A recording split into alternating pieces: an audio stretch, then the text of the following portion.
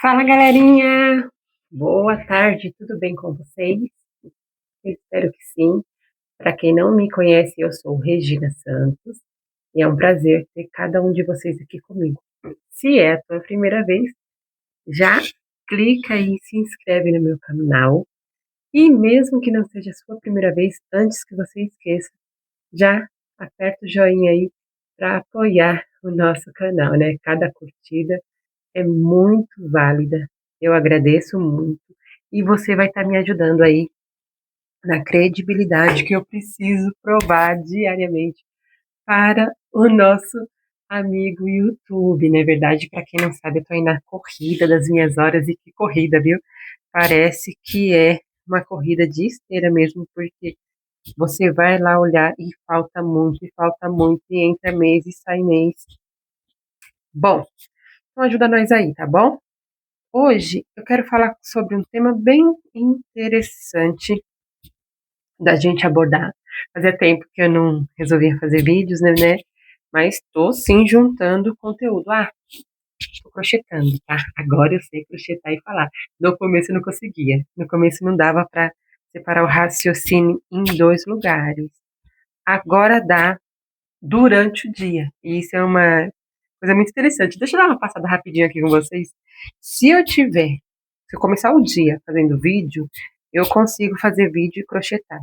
Agora, se eu tiver fazendo crochê no gás e tiver que parar para fazer vídeo, meu raciocínio não consegue, sabe? Eu não consigo dar esse comando de ordem, porque a minha mente já está totalmente completa de da vontade acelerada de crochetar, crochetar, crochetar. Então eu não consigo, tô imersa. Eu não consigo incluir outra coisa que seja conteúdo. Aí o que eu fico? Eu fico com os trava-língua, eu fico com uma dicção horrorosa, eu fico esquecendo palavras óbvias, porque minha cabeça só pensa no crochê que eu estou fazendo. É tão interessante isso que eu não me dou nem ao luxo, nem corro o risco de assistir vídeos sobre outros crochês, porque aí minha cabeça dá maior nó. Eu fico naquela de que eu estou fazendo com aquilo que eu gostaria de fazer, gente, e não sai nada. É uma loucura. Então, para controle emocional e logístico da casa, eu prefiro ou fazer vídeo de manhã ou não fazer vídeo, fazer só live. Por isso que eu faço mais lives, ó. Segredo revelado. Mas vamos lá. Já falei aqui bastante sobre um contexto geral sobre o que acontece com a cabeça e o ateliê da vossa locutora. E agora eu quero falar com vocês sobre uma coisa que eu observei né, na minha caminhada esses dias agora.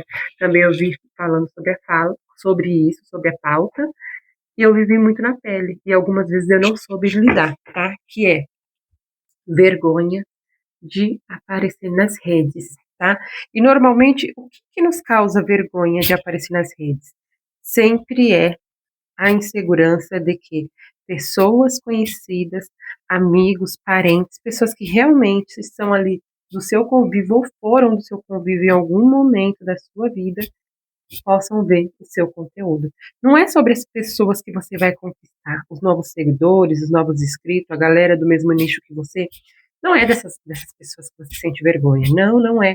Normalmente você tem vergonha, meu primo, meu tio, minha avó, minha mãe, meu esposo, meus amigos da escola. São dessas pessoas que você tem vergonha, né? E eu vou trazer alguns relatos para vocês aqui na prática. Vocês sabem que lá no começo, quando eu comecei a fazer artesanato, eu sempre tive o intuito de vender as minhas peças, né? Mas sempre que eu iria mostrar minhas peças, eu tinha mais pessoas interessadas em aprender aquilo que eu tinha aprendido, porque elas queriam, né? Elas já tinham julgado ali por si só que eu tinha alcançado sucesso e que elas também eram dignas daquele sucesso, né? Era sempre amigos, né, pessoas conhecidas perguntando para mim assim: "Nossa, mas aonde você aprendeu a fazer isso? Nossa, eu não sabia que você fazia isso. Nossa, que legal, também vou fazer isso. Quanto que você vende?" As pessoas faziam ali um pente fino, raio-x na minha a situação atual e achavam assim, me tratavam com desmérito, porque não, elas não compravam de mim, mas elas queriam aprender porque elas se consideravam no mérito de alcançar aquele sucesso que elas tinham na cabeça delas que eu já tinha alcançado. Tendo visto muito disso, o que que aconteceu? Eu passei então a fazer conteúdo, dar aulas, né? E passei a fazer videoaula em página na época era no Facebook, e juntei ali com muito empenho, muita dedicação, muito trabalho, uma quantidade boa de pessoas, seguidores, e eu tinha muita videoaula. E aí eu fui enfrentar novamente o julgamento das pessoas que eu não era digna daquilo. E eu lembro num período que o que me massacrou muito. E na época eu não tinha maturidade profissional para entender muito disso. Era fazer peças que se pareciam com peças de outras artesãs que se achavam topo da cadeia, e elas achavam que ninguém podia ter peças parecidas com a delas, se não era plágio. Hoje eu entendo que isso não era plágio, não é verdade? Por exemplo, peças que já eram aí é, famosas, né, por marcas como Pictures, Disney, entre outras, assim, sabe? Agora me foge nomes, mas peças de personagens infantis aonde você não podia fazer, você tinha que ter todo um tato para fazer, não era nem a preocupação com a marca, né? Com o registro da marca, tanto quanto você tinha com outras artesãs que não admitiam que você fizesse aquilo que elas estavam fazendo. E isso também me foi um grande problema na época. Mas bora lá, trazendo para vergonha, né? Eu tinha muita vergonha disso, da exposição, de que alguém pudesse expor a minha imagem como eu fosse uma farsa. E hoje eu entendo como que eu era uma farsa, se eu realmente quebrava a cabeça, confeccionava as minhas peças, vinha para a luta, mostrava o meu produto, trabalhava e trabalhava muito, como continuo trabalhando hoje, só mudei de nichos, né? E vamos lá, com todos esses desafios diários, e na época, galera, eu fazia passo a passo, ao vivo ali, eu desenvolvia uma peça, e aí depois eu ia para os ao vivos da vida, que era para poder confeccionar e ensinar uma peça em média 1 hora, tá bom? Então eu deixava tudo pré-montado, cortado, eu fazia pinturas, adaptação de coisas ali, tudo no ao vivo, para mostrar para pessoas o quanto eu era capaz e ficava tentando me provar. E nesse período eu me perdi. Por quê? Qual era o meu intuito como artesã lá no início? Vender as minhas peças. E aí, quando eu cheguei nesse âmbito de alcance de muito seguidor, de muito inscrito, né? O que que aconteceu? Eu já não estava mais querendo vender meu produto. Eu já estava nesse momento, eu estava querendo me provar. Então eu já estava num barco, que é o que eu costumo falar para as pessoas. A gente sai do nosso barco, vai para o barco de outras pessoas, depois a gente se sente perdido navegando sozinha no meio da tempestade. E foi o que aconteceu comigo. Eu ficava ali tentando me provar como eu tinha qualificação, eu tinha capacitação, eu era profissional, eu realmente tinha base naquilo que eu pregava, provando diariamente ali, semanalmente, produto a produto, que eu era uma artesã, que eu tinha o mérito de ser considerada uma artesã. Mas vamos lá, já era bastante aí, né? Num decorrer desse tempo, eu ainda tive que ouvir, né, em momentos de sensibilidade. Eu lembro nitidamente de uma vez um conhecido próximo, bem próximo, me parar e falar para mim assim: Oi, nunca deu uma curtida em nada meu, nunca comprou, nunca, sabe? Chegar em mim e falar assim: tudo bem? Eu fico vendo seus vídeos, nossa, eu dou muita risada.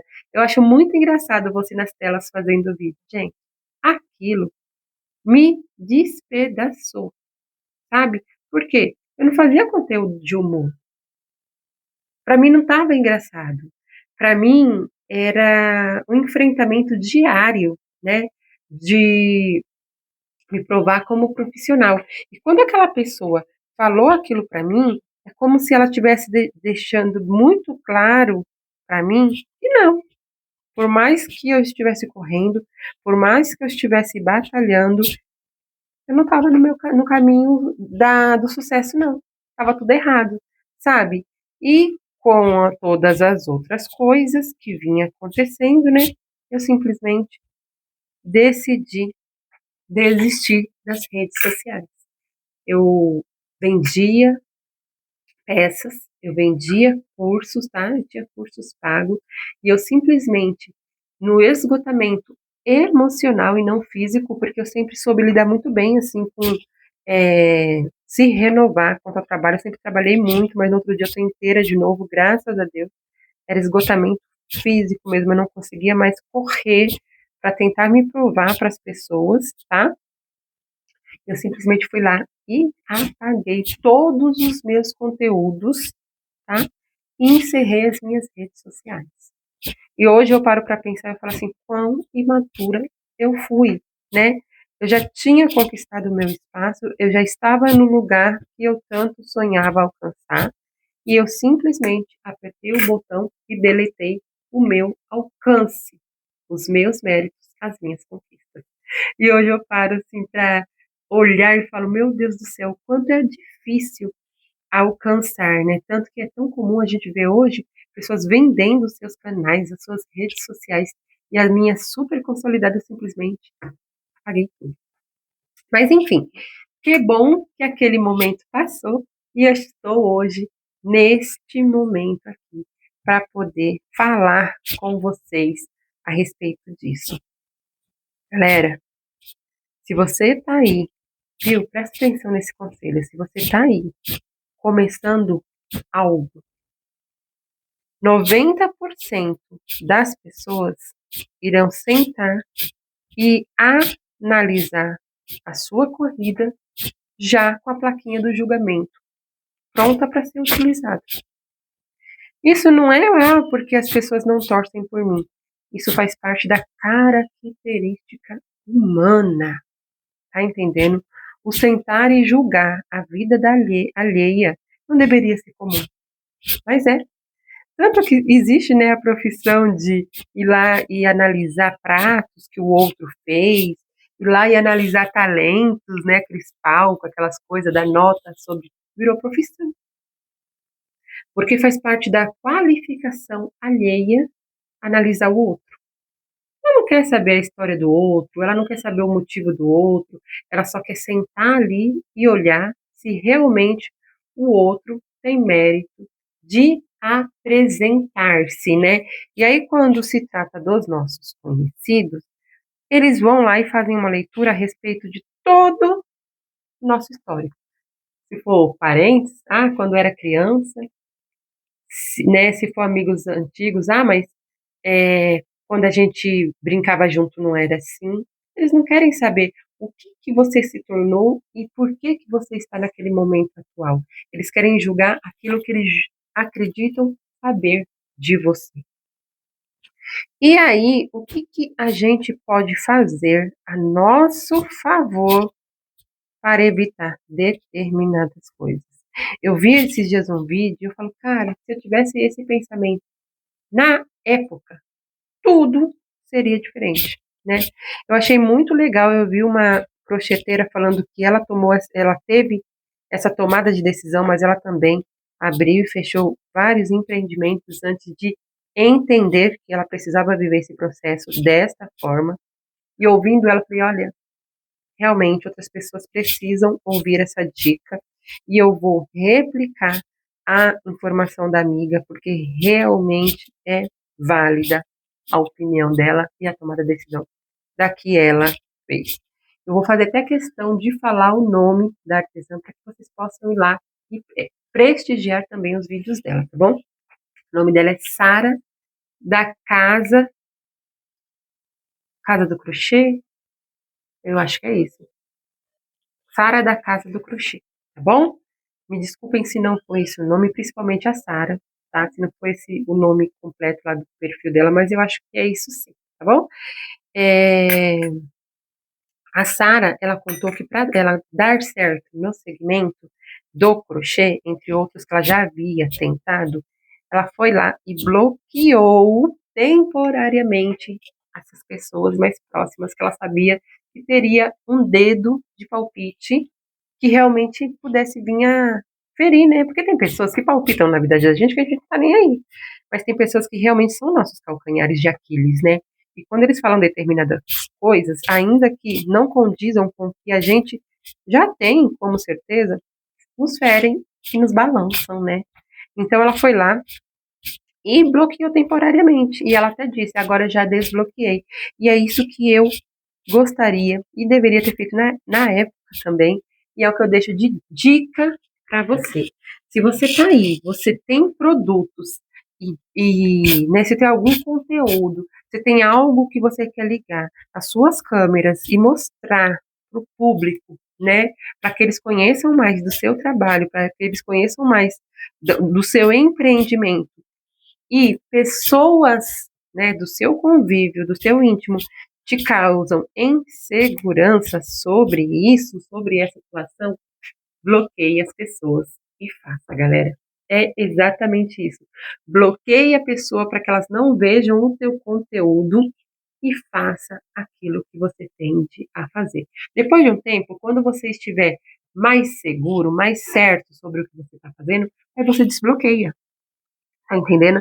Aí a pessoa, quando ela vier falar qualquer coisa pra você, você já tá meio que blindado. Você já vai ter meio que as palavras certas pra falar pra ela e também o seu ouvido já vai estar com filtros, né? Filtros que no começo a gente não tem, porque o que a gente mais tem no começo é medo. Essa é bem a verdade, né? Além da vergonha desses nossos conhecidos, a gente tem o medo do nosso não, né? A gente não vai que nem um pavão lá de asas abertas atrás do nosso sim. Isso a gente adquire depois, né? Depois a gente começa a ficar mais confiante de nós mesmos, crentes daquilo que a gente faz e a gente vai com medo mesmo e não tá nem aí, se for não a gente continua, mas no começo essa segurança ela precisa ser conquistada junto com a prática. Então, ó, façam isso.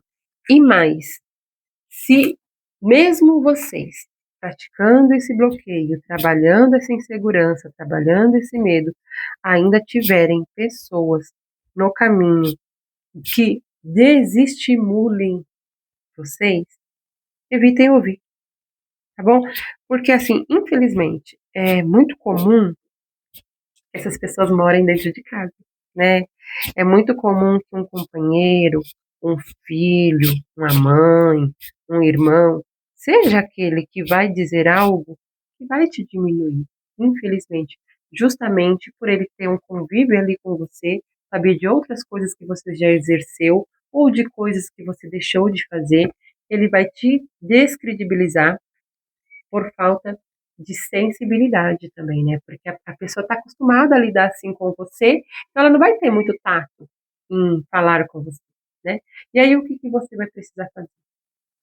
Você vai precisar se resguardar por um período, não pedir opinião, não partilhar inicialmente, só deixar claro, isso aí é um direito seu e dever também, que você precisa de respeito com aquele seu momento. Então, você está tentando algo novo, naquele momento você precisa ser respeitada quanto ao seu tempo, quanto à sua prática, e quando você estiver mais certa sobre o que você está fazendo, você explica. Porque neste momento inicial, você não tem muito o que explicar, você tem muito o que se fazer, né? O começo é assim, é muita ação, certo? E vai assim também. Eu sempre costumo dizer, né, que a família, que os nossos têm que ser nossa prioridade, tem que estar perto, mas o amor próprio não deve ser anulado. Você tem que ser a primeira pessoa a acreditar em você mesmo, né? Você primeiro acredita, depois você prova.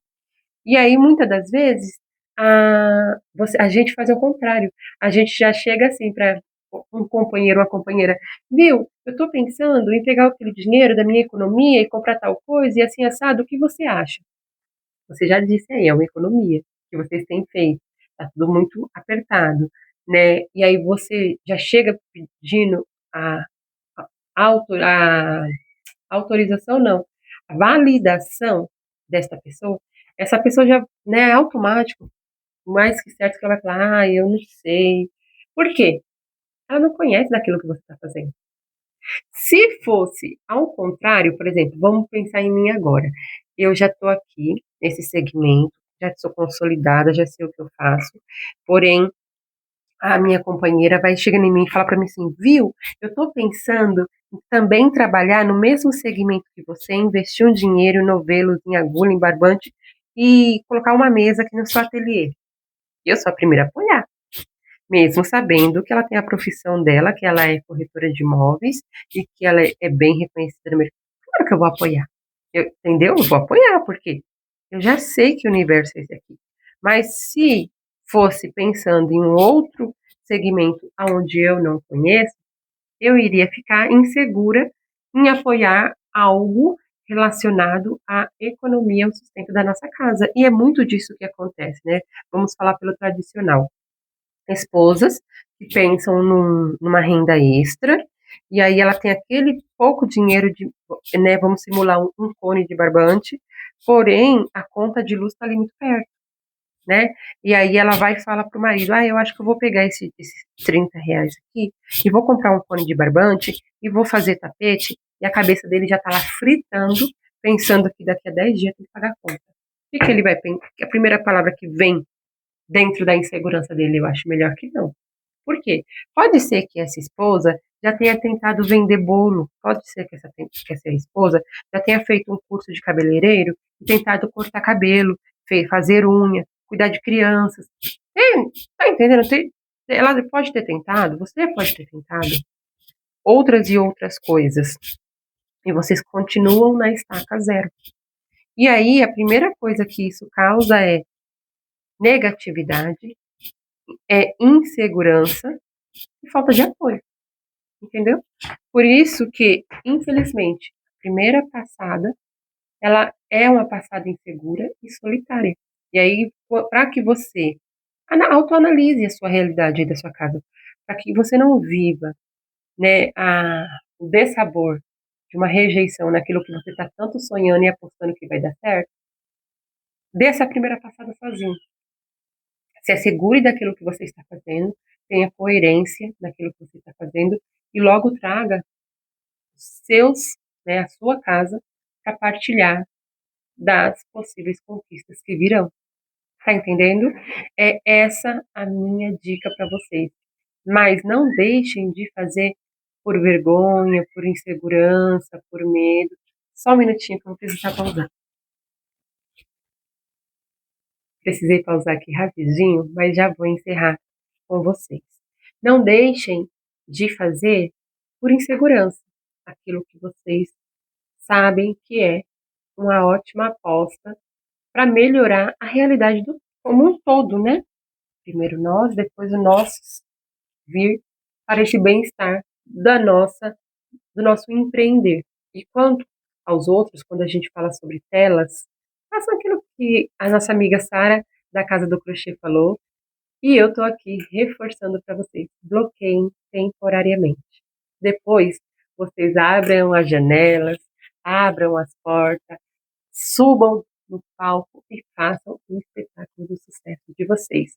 Porque cada um de nós somos capazes, cada um de nós merecemos, e quem não for para estar nos analisando para nos aplaudir, se não for pessoas que você vai ver um sorriso abrindo pelo seu sucesso, aí depois que você abrir a cortina do seu espetáculo, elas se levantem e saiam da sala. E não você deixe de se apresentar. É isso, galera. Eu espero que esse vídeo tenha ficado esclarecido. Eu quis fazer de uma forma muito curtinha, mas também não deixar de vir aqui, vir falar, porque eu acho extremamente válido. É muito difícil você se credibilizar sem esperar a validação do outro, né? Mas é necessário. É necessário. Comece a praticar. Você olhar para o seu produto e falar, gente, que lindo, eu compraria. Depois, quando você publicar nas redes, vindo curtida, ótimo. Não vindo curtida, você continua sabendo o quão bom profissional você é. Porque para cada peça existe um dono. E esse dono, na hora certa, ele vai chegar, tá bom? Não se descredibilize esperando que o outro te valide primeiro. O outro sempre será o outro. Quem sempre deve se validar primeiro é você, tá certo? Sucesso para você, minha amiga. Sucesso para você, meu amigo. Olha, aproveitem aí das telas para vencer. Aproveitem da tela como mais uma ferramenta. Mas o item essencial é você acreditar, é você correr atrás. Porque muitas das vezes o seu empreender vai ser pessoal, as pessoas vão bater na tua porta, os seus clientes estão aí na sua vizinhança.